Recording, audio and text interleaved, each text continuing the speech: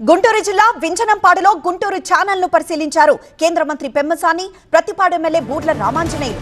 Guntur channel ఆధునీకరణకు 369 కోట్లతో ప్రభుత్వం పరిపాలనా అనుమతి ఇవ్వడంతో చంద్రబాబు చిత్రపటానికి పాలాభిషేకం చేశారు. గుంటూరు ఛానల్ 47 కిలోమీటర్ల నుంచి 74 కిలోమీటర్లకు విస్తరిస్తామన్నారు కేంద్ర మంత్రి పెమ్మసాని చంద్రశేఖర్.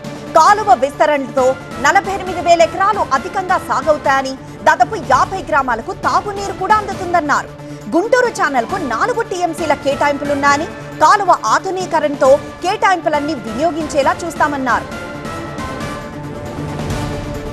ఇప్పుడు 47 కిలోమీటర్లు ఉన్నటువంటి ఛానల్ని 74 కిలోమీటర్ల వరకు పెంచే విధంగా Guntur channel extension last year బడ్జెట్లో పెట్టాం. మనం పెట్టినప్పుడు 70 కోట్లతోటి ల్యాండ్ ఎక్విజిషన్కి మనం అన్ని నోటీసులు ఇచ్చాం. అప్పటి వరకు దాంట్లో 11 కోట్లు మొన్నటి వరకు చెల్లించారు. ఇంకొక 60 కోట్లు చెల్లించాల్సిన విషయం ఉంది. అది కూడా ఈరోజు చంద్రబాబు నాయుడు గారితో ఈరోజు మేము మాట్లాడుతూ ఉన్నాం. కొంచెం రెవెన్యూ ఇష్యూస్ ఉండటం వల్ల అవి కూడా ఎట్టి పరిస్థితుల్లో నెక్స్ట్ 2-3 నెలల్లో లోపే ఆ డబ్బులు కూడా ఇచ్చేస్తే, ఎందుకంటే ఇది కాంట్రాక్టర్ ఇంతకుముందు రేట్స్ తోటి చేయడానికి ముందుకొచ్చారు. ఆ గుంటూరు ఛానల్ ఎక్స్టెన్షన్ వర్క్ ఇమీడియట్గా స్టార్ట్ అవుతుంది. రెండోది, దీనివల్ల గుంటూరు ఛానల్ ఎక్స్టెన్షన్ చేయటం వల్ల ఇప్పుడు 27,000 ఎకరాల ఆయకట్టు ఏదైతే ఉందో అది ఇంకొక 48,000 ఎకరాల అడిషనల్గా ఆయకట్టు వచ్చి 75,000 ఎకరాల ఆయకట్టుకి మంచి నీరు వస్తుంది. అదేవిధంగా అడిషనల్గా ఒక 40-50 గ్రామాలకి డ్రింకింగ్ వాటర్ సప్లై కూడా వస్తుంది.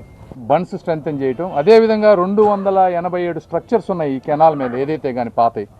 ఈ 287 స్ట్రక్చర్స్ సరిగా లేవు.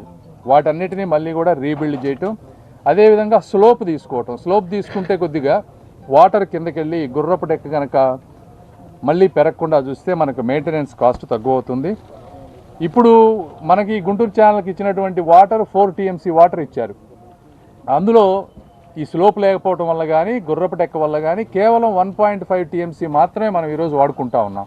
సో ఈ 4 టీఎంసీ వాటర్ని ఉపయోగించుకునే విధంగా 370 కోట్ల రూపాయలతోటి ఈరోజు అడ్మినిస్ట్రేటివ్ శాంక్షన్ గౌరవ ముఖ్యమంత్రి గారు ఇచ్చారు. వారికి గుంటూరు ప్రాంత ప్రజల తరపున, ఈ పార్లమెంటు నియోజకవర్గ తరపున, రైతుల తరపున కూడా మనస్ఫూర్తిగా ధన్యవాదాలు తెలుపుతా ఉన్నాం.